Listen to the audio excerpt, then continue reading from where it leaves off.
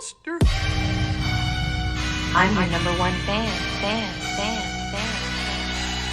Now clear your minds. Notice what scares you. It has from the very beginning. You know, it's Halloween. I guess everyone's entitled to one good scare, huh? Just been informed that zombies have entered the building. They're at the door. They're coming in.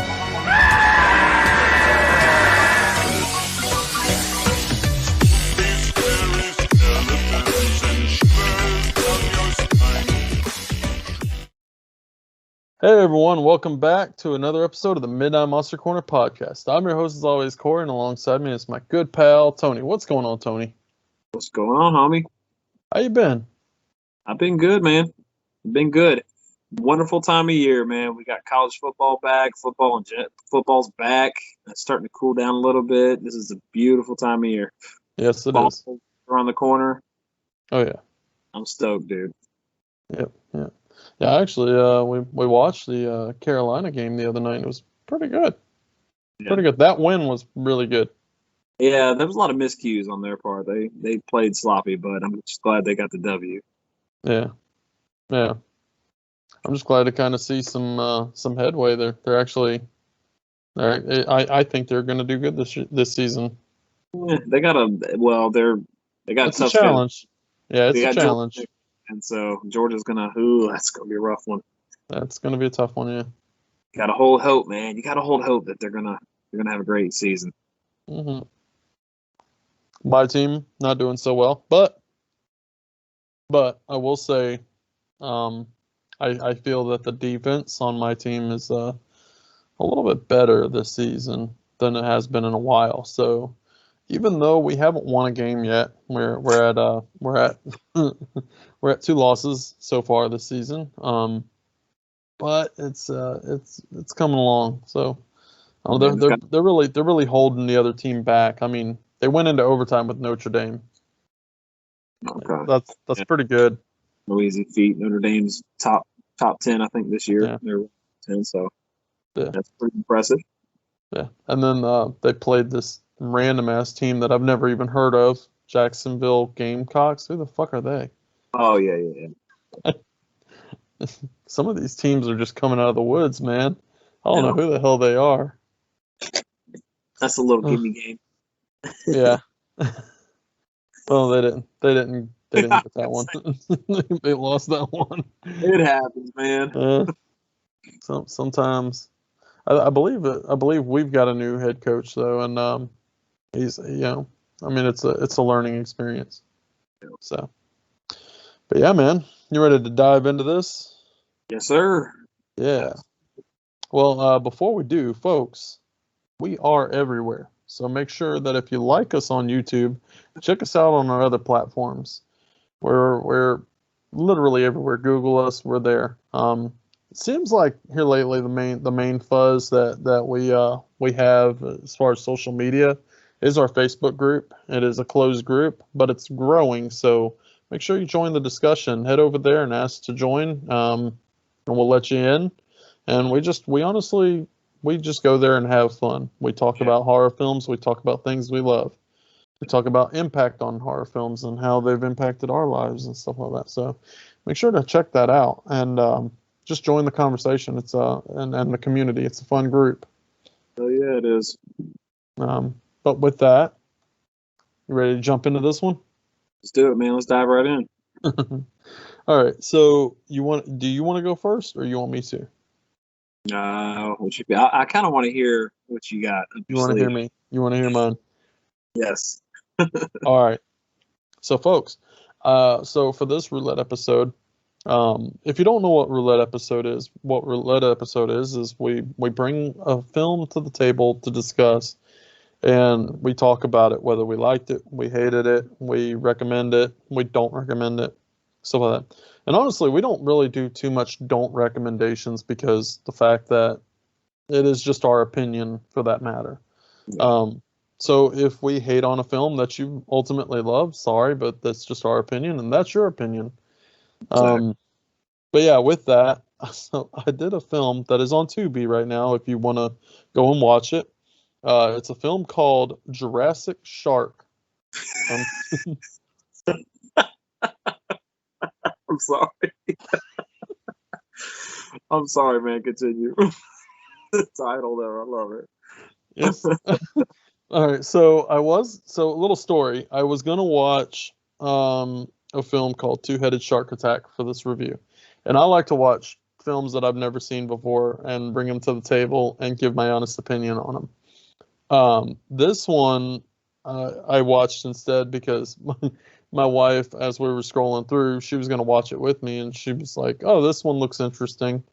Uh, and then I think she crashed before even the first credits rolled, so or the intro rolled, I guess you would say. So yeah, Jurassic Shark from 2012. Here we go. Brace yourself. Mm. Oh, dude, I'm stoked. Like I said, this film is on Tubi. Your basic plot is a very simple one. There's this remote island that seems to be abandoned because years ago they did like experiments there and stuff like that. Well, they apparently shut it down. Meanwhile, there's a secret laboratory on the location on the island, and they start drilling down, and they've drilled down. No one's ever drilled down as deep as they have, and they're drilling down, and there's one scientist telling to the other scientist, "Hey, we're drilling down too far." But he was like, "Oh, I love the samples that we're getting. We're getting samples from 80 million years ago." Now, mind you, they're drilling in a lake. They're not even drilling in the ocean. So that's already kind of weird. So as they're drilling down, they drill into this pocket of ice and releases something because the ice starts melting very fast. Mind you, you do not see any of this on film. This is just strictly through dialogue that you're finding all this information out on. Now, meanwhile, while they're drilling down, you meet two girls who, for the life of me, I think one of them's name was Tiffany.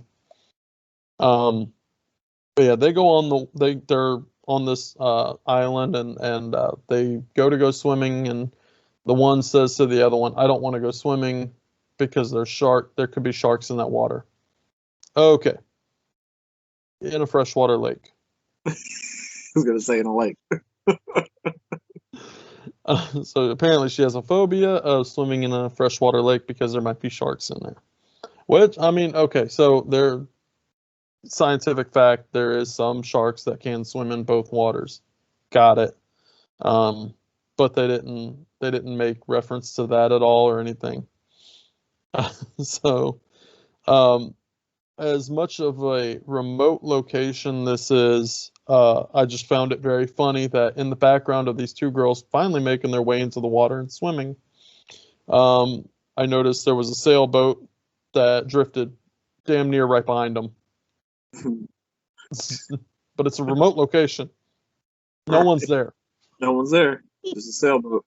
And then at one point, I did jot it down in my notes that I thought it was very funny that at one point the girls are splashing, having a giggly good time in the water, and something actually does pop up between the two girls.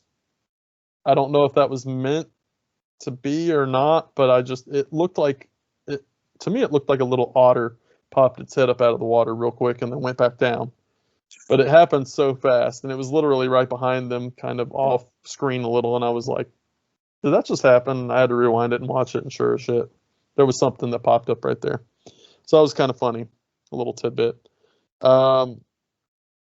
So that was just the intro. Obviously, you know what happens to the two girls. They get sucked under the water real quick by something you didn't even see. Now the island is shaking. There's an explosion, and then it cuts to these new characters that you come to meet, and you can right away you find out that they're bad people. They've just stolen a really expensive painting, and they're making their getaway, and apparently they're needing to cross the lake in a rowboat.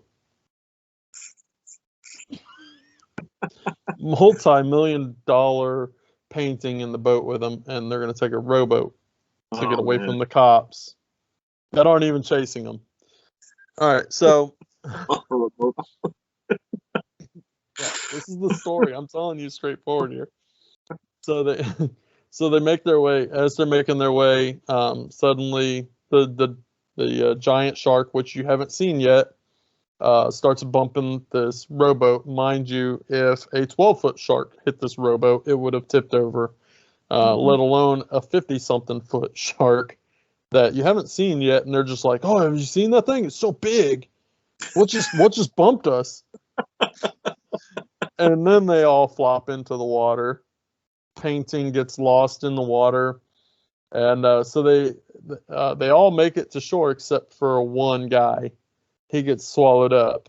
And then this is where you're about to actually meet the shark. The head of the group, the girl, I forget her name. She's weird. They kept calling her crazy because she was psychotic. She killed people apparently. You found that out through dialogue too. Oh, damn. So she tells one of the guys to get out there and go retrieve the painting, which is under the water now and probably ruined. It's no good. I would think it's no good now. I would assume. Yeah, it's underwater. So he goes to swim out there, and apparently one of them's like yelling shark. So the guy starts to swim back. He literally makes it to like ankle deep water, and then you see this ginormous fucking CGI piece of shit shark right behind him and just fucking chomp away. Like literally, it's like he just opened his mouth and swallowed the guy in. Is what it looks like. Yeah. Oh, it was terrible. Anyways, long story short, you meet this group of friends who are, I guess, going on a mission to expose this laboratory that's on this island. So they're about to make their way to the island. And again, they're in a shitty rowboat, which looks similar to the one that was crushed by a couple moments before. So they go to make their way to the island. Shit happens again.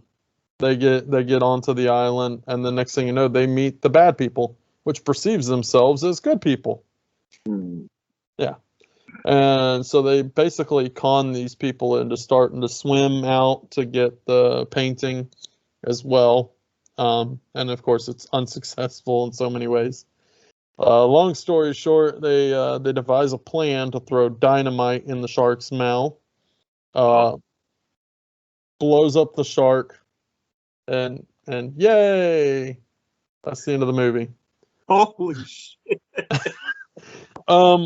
So let's go on my rants real quick. So one of the bad guys, I'm gonna go ahead and talk about this one real quick. So one of the bad guys in the movie, when you first see him, he looks really weird, like not weird in the face, but he just looks stupid. Like he's always dumbfounded, right? But the dude is built. And it wasn't until I saw like a behind shot of the guy. Now, okay, so mind you, I checked on the IMDb.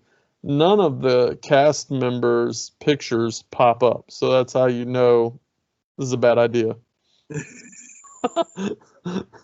So they shot the guy from behind, and instantly my mind went to Toretto. I was like, is that fucking Vin Diesel? Like, did they cast Vin Diesel in this movie? No, it's just a triple X lookalike throwing dynamite sticks. Right. The camera angles. Okay, so I get what he was trying to do, but the lighting just never worked for him. There was some really nice shots where like they were walking through woods and stuff, and he was like capturing like video footage of them walking like by their feet.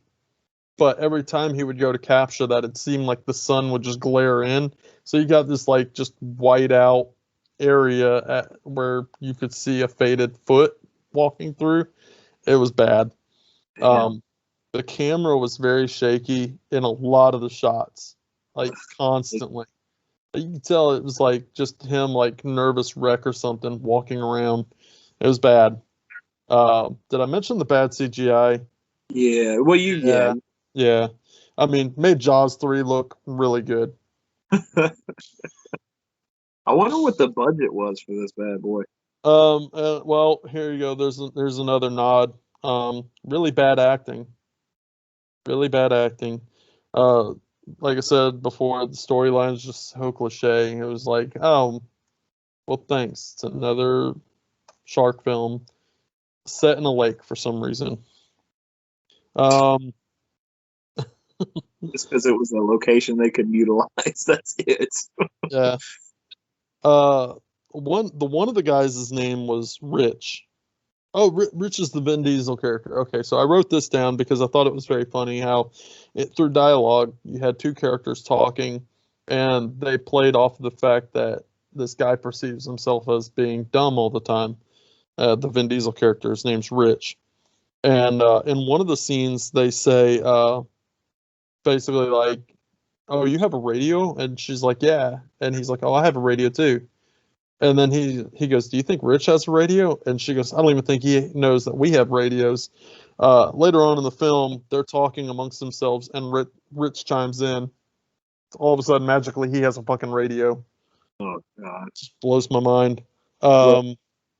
What saved this film for me is honestly the ending.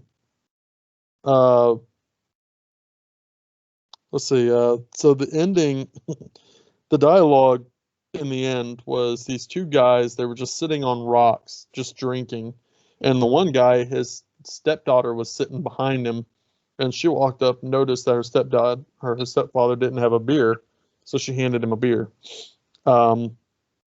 She goes back to playing with some rocks, and the one guy says to the other guy, he's like, "Wow, that's your stepdaughter?"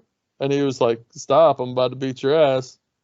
And he's like, no, I'm not saying anything. He goes, "I'm just saying, where the hell did she come from? Because your wife." And he goes, "Stop, I'm about to beat your ass." And then he was like, no, what I'm saying. He goes, "You get what I'm saying, right?" And this is the dialogue. "You know what they say, even big ugly things can have offspring." Next thing you know, a giant shark just swallows both of them. The end. Oh my God! They got deep blue feed. Yeah, it's like, Oh, wow. wow!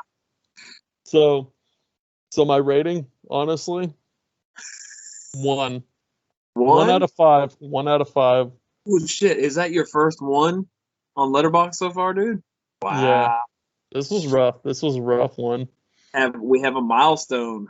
It was bad. That's I'm not There gonna lie. there was one shot of dialogue that actually did save this film for me too.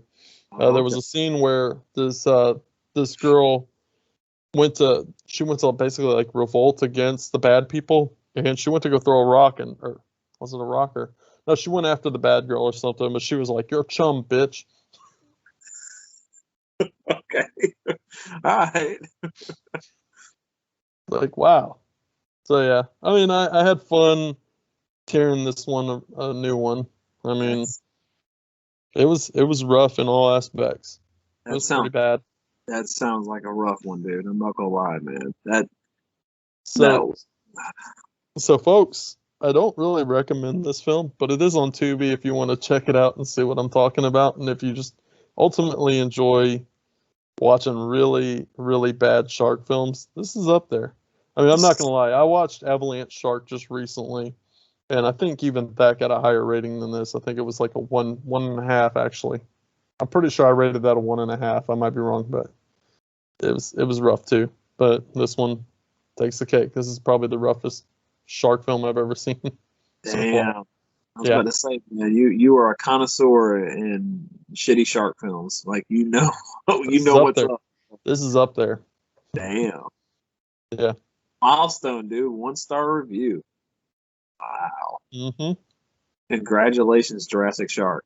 You now live in infamy. That's what I said. The shitty thing is the cover was actually pretty cool looking. You know.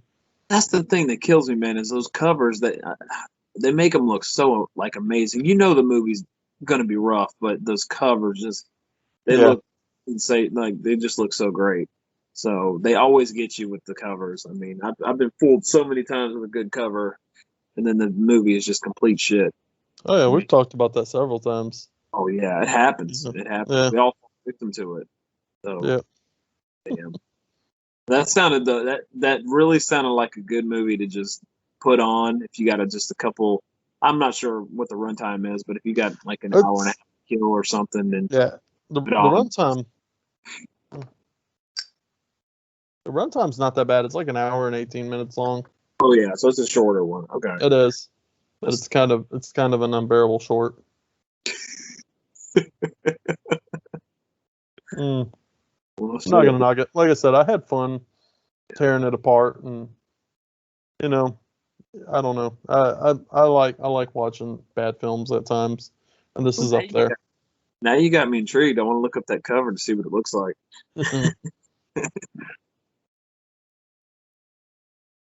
Yeah. Yeah, dude. So that's it. So 2012, Jurassic Shark.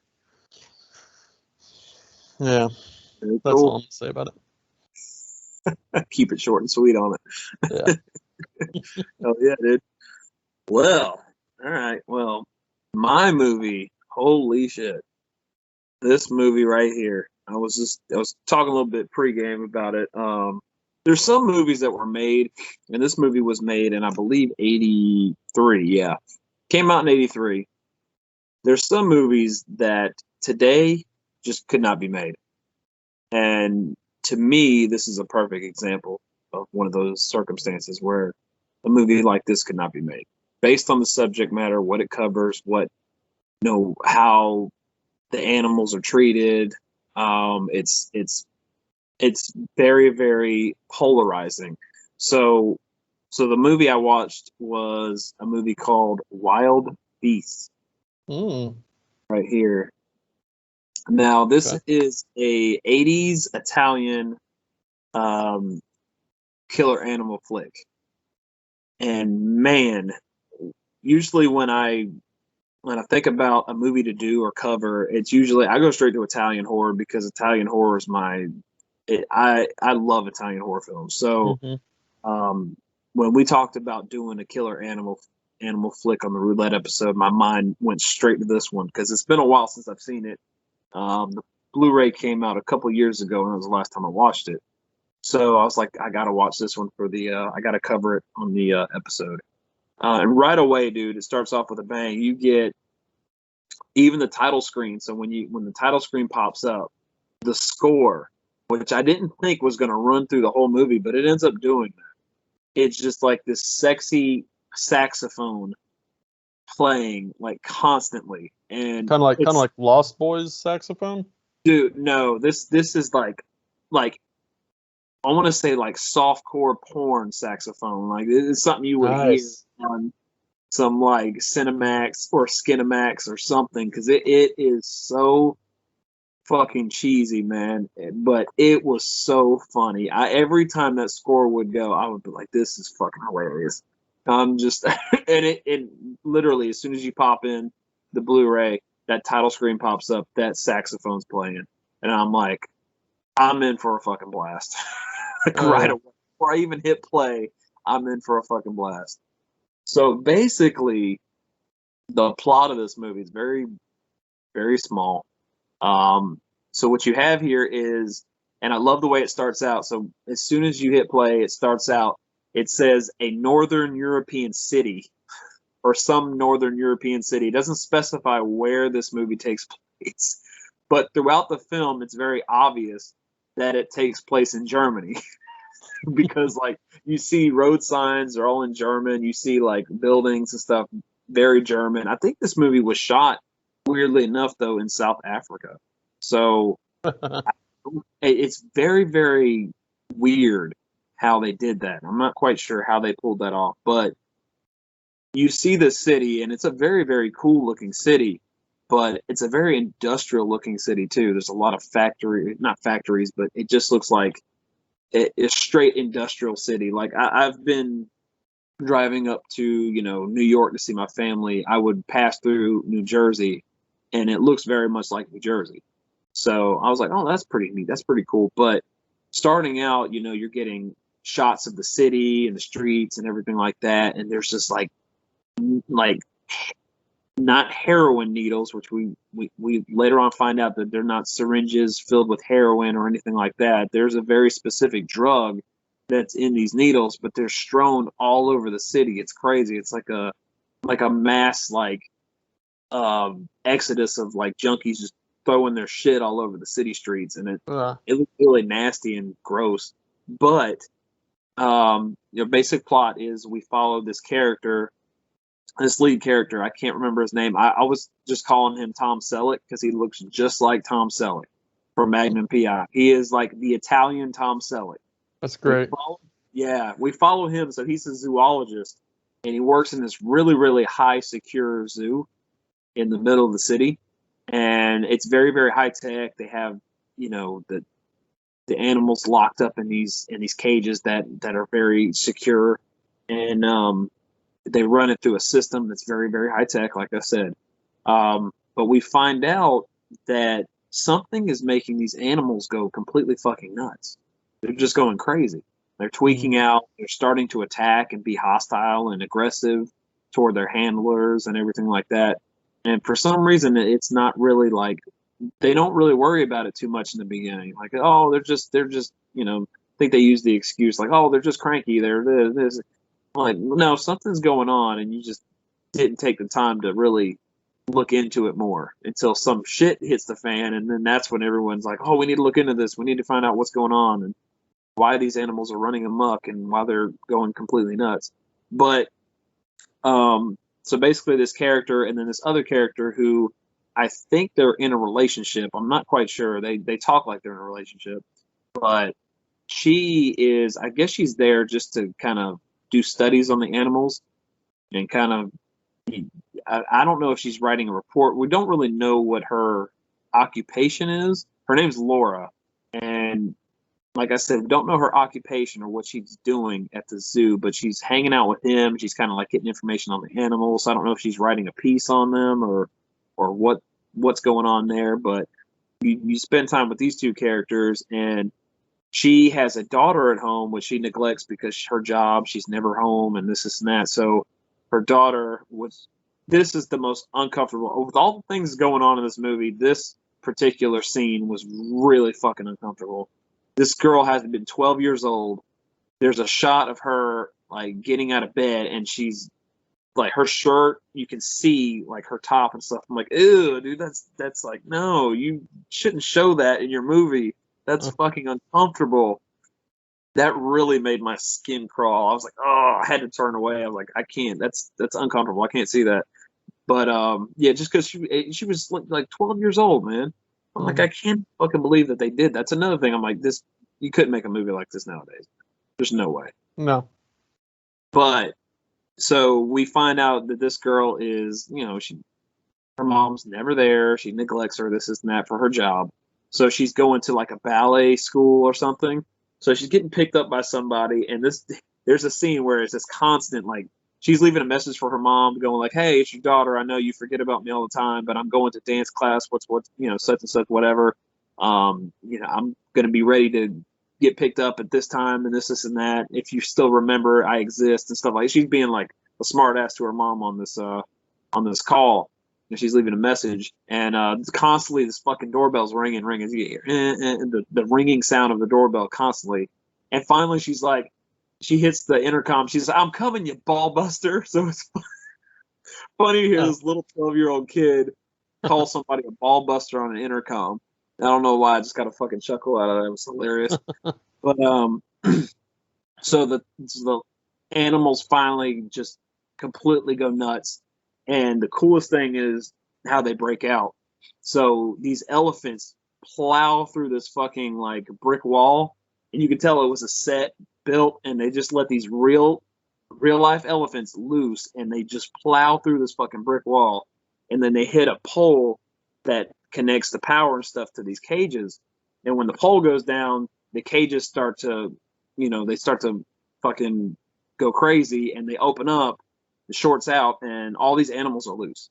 So now all these wild animals are loose all over the city, and they're attacking, killing the civilians in the city. And that's basically the plot. Like, there's just animals killing people randomly. And that's as basic as it gets, man. So this movie is a true killer animal flick. You have, and I wrote a list of all the animals that kill in this movie. And here's the list of all of them. So we have rats that kill a couple making out in the car. They gnaw the couple to death, it's brutal, dude. Nasty shit. They're not. So- They're not. They're not Dodsons. They're not Dodsons. No, these are real rats. They're like real fucking. But the cool thing was, I did an IMDb check, and they're really like lab rats. So they were white rats, but they were painted black to look like sewer rats, which Cool. is pretty cool. But so we have rats killing. We have lions that get out and kill people. Tigers get out and kill people. Leopards and cheetahs. We have a killer dog. We have elephants. And an elephant actually strangles somebody with their trunk. Never seen that before. That's in a a cool movie. kill.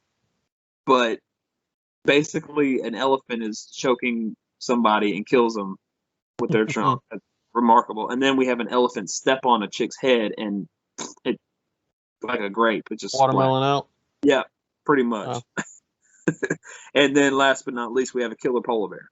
So those are all the animals that we have killing in this movie. It's a true killer animal flick. I think I watched this movie with you. Is this the movie where the cheetah tries to outrun the jaguar? Yes. Okay. Yeah. No. So I thought so too. In my mind, that's how I remembered that scene playing out.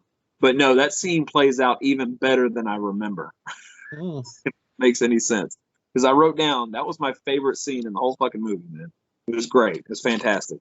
But basically, we have a cheetah that is chasing down this chick in this convertible Volkswagen while she's blaring like rock music. And there's there's a cop and our lead character, Inspector, and our lead character chasing the cheetah and her down with a tranquilizer gun, trying to trank the cheetah out so that they can take it back to the zoo and do studies on it, just like they're trying to figure out what's going on with the animals and why they're going crazy. That scene plays out so brilliant because the girl is like flying through intersections and plows into a car, and both cars explode because, of course, movies, anytime there's a car accident, both cars are going to explode. Yeah. She is completely charred. The cheetah's still running around. This movie is fucking insane, man. How they were able to get all these animals, just let them run amok in the city is beyond me. It's incredible. I've never in my life seen anything to this extent. There's another movie called Roar that came out where basically this family is trying to live with these wild animals in their house, but it's a movie it's one of the most dangerous movies ever made because these actors are literally acting alongside wild animals that could kill them at any minute. So it's really, you're flirting that fine line between, keeping your actors safe and like just being completely reckless, which it seemed like they were doing in this movie. It seemed like there was at any point in time, I heard that there was like 3 animal handlers on set to make sure that these animals, that's not enough, man. We're talking about killer lions, tigers. We're talking about, there was hyenas, all kinds of zoo animals that you can think of. They were just running amok. Like the hyenas didn't kill people and this and that, but there's a scene where hyenas and I think it was a couple of leopards get out and they attack like farm animals and shit like that. And it seems like there's a disclaimer in the beginning of the film that says no animals were harmed during the making of this film. I don't think so. I think that they really did kill some animals in this movie because there's another scene where the rats, they're literally lighting the rats on fire with this flamethrower, and it looks so fucking real that I firmly believe that they killed these rats and burned them to death, man. Like it's insane, man. There's so much animal cruelty. Well, I wouldn't say so much. There's a good bit of animal cruelty in this movie, and that's why it's hard to recommend a movie like this because I know that's automatically going to turn some people off, and some people aren't going to see this because Italian films, man, they made these films back then. They didn't give a shit about like animal cruelty. I mean, you look at a movie like Cannibal Holocaust, perfect example. Like they killed animals in that movie and showed it on screen. So it was a different time back then. They didn't really Dude, PETA would have a field day with this fucking movie.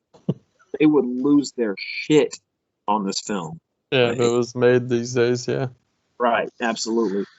So basically, the big thing is, what is making these animals go crazy? Why are they, what's going on? Is it just like, and they touch on that, which I thought was really cool in this movie. They touch on the theme of, they have like a conference where they're like, human beings are polluting and diluting the atmosphere, and they're basically polluting the earth, and animals are finally revolting, and they play with that theme a little bit in this movie. So you get like nature versus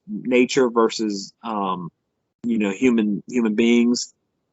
It's the human race is the real evil, and we're destroying this earth, and these animals get tired of it, and they're finally fighting back. And they play a lot with that theme in this movie. Kind of hiding a subliminal message there. Mm-hmm. Yeah, absolutely, man. Because even at the time in the 80s, man, that was the decade of excess. So there was a lot of drug use going on. There was a lot of litter and just pollution. Pollution. It was just nasty, man. We were nasty. Mm-hmm. We were not taking care of the earth. And there's a lot of that playing in on this. But so what we find out is that, you remember what I said earlier, all these needles and stuff that were just left around the city and stuff like that. Well, it turns out that PCP was getting put into the water supply. These animals were drinking the water, so they were basically strung out on PCP, and they were fucking going nuts and killing people. That's basically what we find out. So yeah, that is what's going on here. We have killer zoo animals on PCP running around tearing people up. It's basically what's going on. So that's funny. Yeah, this movie's fucking wild, man. I haven't seen a movie where I'm just, my jaw, like, I can't believe they fucking shot that, or I can't believe they have a scene where a polar bear is going down the hall and the camera's right on the polar bear's face and they're just tracking it, and I'm like, how the fuck did they shoot that, dude? I would be like freaking out if I had to shoot that scene. Like, there's no way. Mm-hmm. These are wild animals, dude. Like, you have to have a pair on you to do this. So, and I know director Franco E.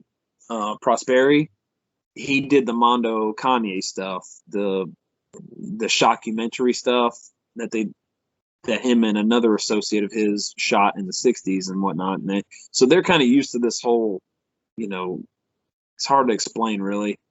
This delve into cultures and wildlife and this and that. Like, they're used to handling it, but this movie just seemed completely reckless, man. Mm-hmm. Like, I'm shocked. I am honestly shocked that actors didn't get harmed making this picture. I really am. It blows my mind. But as far as I can tell, as far as what I researched, no one was harmed. I'm sure some animals were. They said they weren't, but it looks like they were.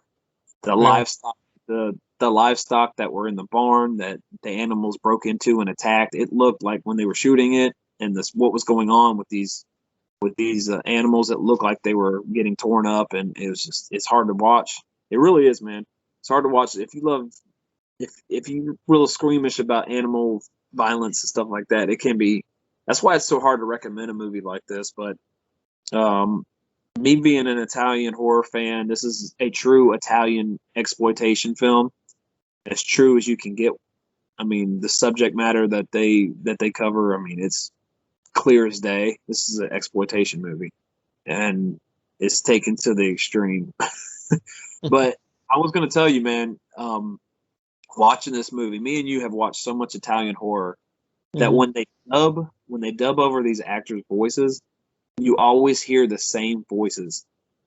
Like, they're like so familiar, and you're like, oh my God, I've heard this voice in this movie and that movie. And it's incredible. It's almost like Italian horror films dubbed only like a couple of voiceover actors, and that they're just in just about everything. You always hear that familiar voice coming from the man and the woman. It's incredible. And in this case, sure enough, I was like, I've heard this voice a million times. This is so many movies. on both ends. Like our lead girl, her voice was dubbed, and then our lead male, his voice was dubbed, and then even the inspector, which the inspector was one of my favorite characters in the whole movie, because every time they cut to him, there's this like running gag of him eating something. He's eating like popcorn, or he's eating like chips or something like that. He's always in like the worst case scenario. He's sitting there just munching away at something. And they even mention it a couple times. He's like, "This is the kind of shit we feed the animals." And he's like, "Well, to each his own, I guess. It's good shit." So he's always like making light out of the situation.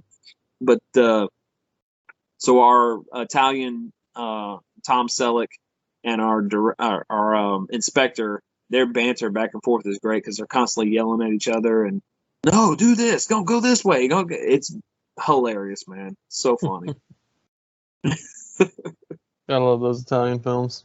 So good, dude. But then one of my favorite things that this movie does is at the end, it kind of goes in a direction you didn't really, because I was so focused on the core narrative of what was going on that this little side narrative was going on that I didn't pay attention to until I thought about it. I was like, oh shit, the ending. I was like, that's pretty fucking ballsy. I can't believe they did that. Like, I'm impressed. So the ending kind of threw me off. I was like, oh shit, I didn't even think about that. But I thought that was pretty fascinating. There's like I said, a lot of like gore and violence. Like there's a scene where in the zoo the handlers are trying to get a handle on everything, and they're jumped by like lions, tigers, and I think a leopard. It's a leopard. It might have been no, it was a leopard. Excuse me. They're attacked by these huge cats, like the massive cats, and they're just completely torn apart and ripped up. It's like gnarly stuff. Because most films will kind of shy away from the gore and the violence. Now this one doesn't, man. It shows everything, and it's all practical. It looks really gnarly. It's cool. It's good stuff, dude. I enjoy it. And then they probably filled like dummies full of like raw meat or something, you know. Exactly. Look like, yeah. That's exactly what it looked like. But there's some sequences where it looks like it's pretty cool. Like because this film, the way it's shot, it's kind of dark. So you can't really see all the flaws and everything in the practicals. Mm-hmm. It looks kind of gnarly and realistic because it's shot like the cinematography is so dark. So it kind of helps it. And I will say that this the Blu-ray by Severin looks great. Looks fantastic. Nice. But there's another sequence where these the elephants got out. They're running amok through the city, and they get on the runway of an airport, and they cause a plane to crash. And it's so fucking insane because they use miniatures of the airplane. So it's like a model airplane running into these like power lines and shit and just exploding. It's so cool looking. I love that type of filmmaking where they use miniatures and utilize miniatures and stuff. So cool, dude. It's funny. Absolutely fantastic. But there's scenes in here that are shot really tense. Yeah. Like, and it makes me think like it's shot so tense and so realistic because they're using real fucking wild animals. And they're stalking people and chasing people, and it's terrifying because there's something that could happen to these actors and actresses. And what can you do? You have 3 fucking animal handlers on set at one time. Like you can't get a control over that in a situation. These animals are crazy. They're using polar bears. I mean, fucking elephants. Insane. I remember watching that with you. I need to watch it again. It's been years, but I think the first time I watched it was with you, and I remember being on the edge of my seat like the whole fucking time, like when shit started hitting the fan in that movie, you were really on edge. It really hits the fan, and there's another sequence where a tiger is stalking people in a subway car, and it's really well shot. It's awesome. It's fantastic. I even wrote that in my notes. It's like, this is really well shot. This whole sequence, brilliant. The tension is there, like without question.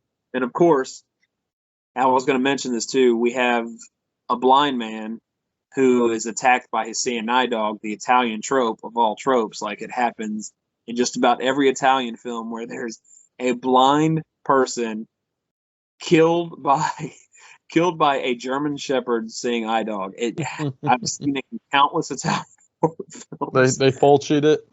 Yeah, they full cheat it. I mean, Argento did it in Suspiria. I mean, it's done so much. Yeah. It's like, as soon as I saw that setup, I was like, oh, his dog's gonna kill him. I already know it. Did he go for the neck? He didn't. He just completely gnawed him. Yeah. Wow. Yeah, his chest, his arms, everything. Like anything he could grab hold of. Jeez. So they didn't go for the throat like Fulci did, or of course Argento did too. But Fulci did that amazing sequence in The Beyond with the dog ripping out her ear and stuff like that. And it's awesome, so cool, man. That practical effect. Yeah. But this movie's a fucking blast, man. It's hard to watch though in some sequences, especially the sequence with the little girl. That was uncomfortable. It makes me uncomfortable. And then scenes where the rats are getting lit on fire, like they killed those rats, dude. You can't. There's no way these rats were killed. And then believe it or not, like I can see past that like a little bit. Most people, because most people see rats as disgusting and disease. They carry diseases and whatnot. So, like prevention from like disease control and their population and stuff like that, you have to keep them under their population. Even like in Cannibal Holocaust, like the most of the like kill scenes of the animals in that film, I was okay with up until that giant turtle. When they pulled that giant turtle out and then they started just ripping it apart as it was screaming and still alive and moving, and just knowing that was real, it's like, God, dude, that's brutal. What the cool thing is they have a edition out. Grindhouse put an edition out where you can watch the animal like cruelty-free version of it. And you can skip right over that. You don't have to see it. I mean, most people, I understand. I get it. Well, when I recommend Cannibal Holocaust, I usually recommend that version to people. So you don't have so people don't look at you like, you're fucking sick, man. What the hell's wrong with you?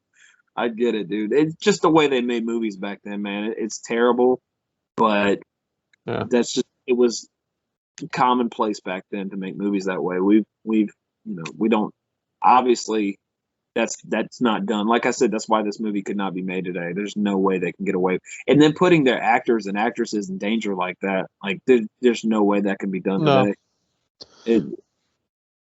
Absolutely not. So, I mean, it's a matter of fact, I want to just real quickly cover some of the quotes on this release. One is on the cover. It says, "Amazing. There's carnage and havoc, and the kill scenes are exactly what you would want from a movie about escaped zoo animals." Which that's a good quote. That's a good quote, because it is exactly what you would want from a killer animal flick. All the kill scenes and stuff like that you would want to see in a killer animal movie. Yeah, definitely. Another one we have here is Mondo-style shock, a vivid reminder of a lost era of pure exploitation cinema. Very true. Wow. Then our last one is a mind blower. One viewing of this film will reveal that Prosperi, the director, ended his directing career as outrageous as it began. Because, of course, he did the Mondo Kanye stuff, and that was really controversial, too, at the time. So, yeah, dude, it's a blast, though, man. I have fun with it. It's, like I said, hard to see some sequences, but luckily they're kind of spread out through the movie, so they're kind of sporadic, so there's not a lot of that going on. That sequence with the cheetah running that girl down in that V-dub is my favorite scene in the whole movie. It's amazing. Because you know how fast those fuckers are, man. He was flying, like chasing that car right on that car. It was crazy. Couldn't believe it. But yeah, this movie is a blast. I mean, there's, of course, it's got its technical flaws. I mean, the editing, the dubbing, the acting. It's, it is what it is. If you watch a lot of Italian horror, you'll know what I'm talking about. it's still a fun time. I gave it a 3.5 out of 5 on Letterboxd. Okay. And that's a solid number. It's solid, man. It's just a hair under. Matter of fact, like I was debating, like, should I put it at 4? I could put it at 4. It could deserve, I mean, easily deserve it, because this is a movie I pop in. I have fun. They really take the killer animal idea and just completely run with it, but it's so reckless at the same time. So Yeah. it's a hard one to recommend. If you know what you're getting into and you're cool with it, I recommend it fully. But this is really a tough movie. This is the toughest movie I've ever had to recommend since we've been doing this podcast. So just be based on the subject matter and what they did. It's tough, but if you know what you're getting yourself into and you're okay with it, I recommend it. You will have fun with it. Right on. Oh yeah. You know, honestly, a lot of what you were talking about with this film kind of reminded me of a show that was out a little while ago, probably about 5 or 6 years ago. It's definitely on Netflix now, so if you haven't seen it, I actually recommend it to anyone that hasn't seen it, because it is a pretty fun show. But it's called Zoo. You ever seen that? I've heard of it. Yeah. So basically, it's similar, almost similar premise, really, except it's all the animals throughout the world, not just in a zoo. But they all kind of so basically DNA in the animals starts getting changed because this company starts putting a product in food, and so like nature reserves in Africa started feeding the animals this stuff, and it started literally going worldwide to different zoos and stuff like that. So you had all these animals kind of attacking, and similar premise a little bit there. Like I said, their DNA gets changed and then they start attacking. And then of course you have like your head scientist who's trying to figure this out, and he's got a reporter, and like the FBI, or maybe not the FBI, the UN or some governmental organization hires him to help, figure out what's going on and stuff. It's pretty cool. Yeah. So, Okay. It does sound pretty yeah. interesting.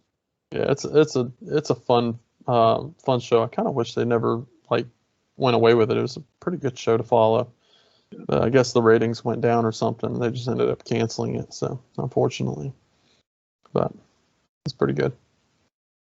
It's happened to so many promising shows where it doesn't find its audience, and it's got a good premise, but like the stream audience isn't down for it, so it just kind of fizzles out and dies, which is unfortunate. I've checked out a lot of good shows where it's like, oh, this is really promising, and then just out of nowhere it just ends because the viewership's not there. It's like, oh, shit, wish we could have got a little bit more out of this show. But if the viewership's not there, studios and executives, they don't care. They're going to cut it.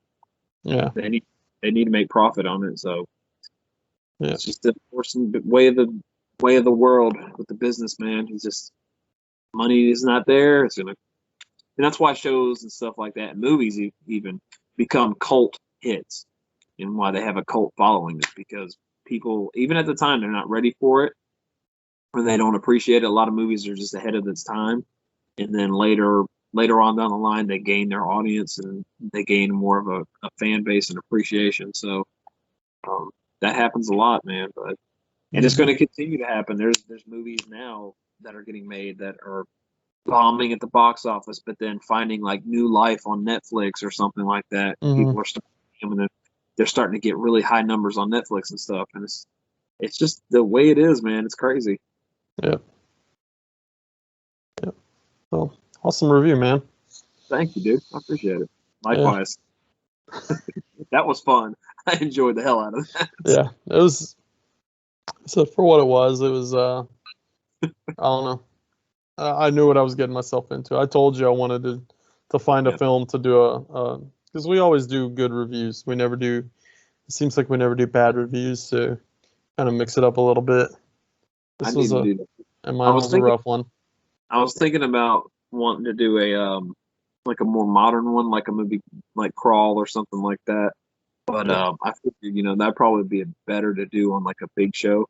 Well, so, that is on, I believe somebody did suggest that for our suggestion episode. And just a reminder, if you're watching this, go to our Facebook group and give us a suggestion. We've got a Yeah. lot of them. We got a lot of them in there, Dude, and and we got a lot of good ones too. yeah, Tons of good ones. and I'm gonna do a drawing, and we're gonna find out what we watch next for you guys as a suggestion from you guys. So Very, very stoked on that one, man. There's Yeah. so many, like the ones that we got are really fucking fantastic. And I'm like, Mhm. oh, every one of them I was looking down, I was like, oh, I want to watch that. Oh, I want to watch that. Oh, I can't wait to watch that. Like, so I mean, we got the suggestions are loaded. They're so good. And Mhm. if you any more, hit us up on some because so far they've been fantastic. Yes, definitely hit us up with some more suggestions, guys. But with that, you ready to land it, dude? Find it, dude. Hell All yeah. right, folks. Well, we appreciate you sticking around and watching our reviews on Jurassic Shark and Wild Beast. We hope you liked our review, and like I said, go check out Jurassic Shark if you haven't seen it. If you're looking for a crummy good time with a laughter, it's up your alley, I guess. Yeah. Um, and then Wild Beast, I don't know where to find that.